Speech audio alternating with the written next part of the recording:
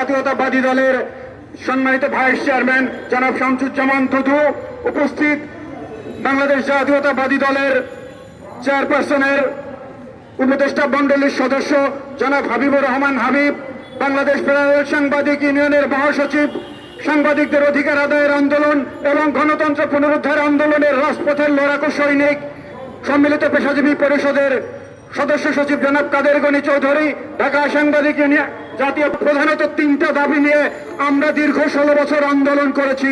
প্রথম দাবি ছিল এই ফ্যাসিবাদী সরকারের পদত্যাগ, ফ্যাসিবাদী সরকারের পতনের মধ্য দিয়ে একটি গণতান্ত্রিক সরকার প্রতিষ্ঠা।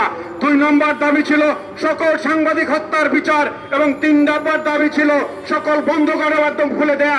এর বাইরেও কিছু দাবি দেওয়া ছিল।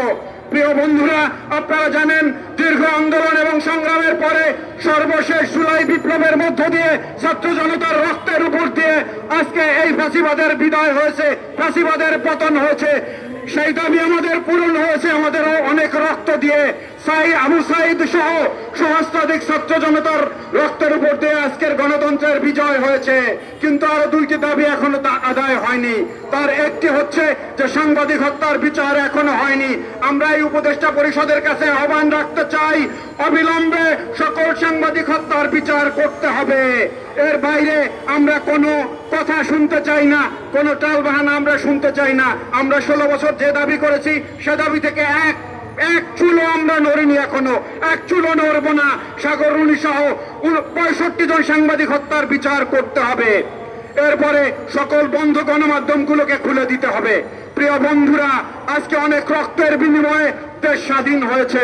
এই স্বাধীন বাংলাদেশে আমরা সাংবাদিক বন্ধুদের বলতে চাই যে এই স্বাধীনতা নিয়ে ষড়যন্ত্র শুরু হয়েছে। পূর্বের বক্তাদের কাছে আপনারা শুনেছেন ফ্যাসিবাদের উচ্ছেষ্ট ভোগীরা আবার মাঠে আসার চেষ্টা করছে বিভিন্ন ব্যানারে। আমরা তাদের হুঁশিয়ার করে দিতে চাই, অনেক তালবাহানা করেছেন, অনেক খেলা খেলেছেন, এখান থেকে বিরত হন, না হলে সাংবাদিক সমাজ সিদ্ধান্ত নেবে আপনাদের ভবিষ্যৎ। আমরা আবারও হুঁশিয়ার করে দেই, কেউ যদি সাংবাদিকদের মধ্যে বিভেদ সৃষ্টি করার ষড়যন্ত্র করেন তাহলে তাদের স্থান জাতীয় প্রেস ক্লাব এবং ঢাকা সাংবাদিক ইউনিয়ন সহ সাংবাদিক কমিউনিটিতে হবে না। সুতরাং ফিরে আসুন, শুভবুদ্ধির পরিচয় দিন। আসুন সাংবাদিক বন্ধুরা, আমাদের দাবি আদায়ের জন্য আমরা দীর্ঘ 16 বছর রাজপথে আন্দোলন করেছি। এই আন্দোলন অব্যাহত থাকবে। যেদিন আমাদের দাবি পূরণ হবে সেদিন আমরা ঘরে ফিরব, এর আগে ঘরে ফিরতে চাই না।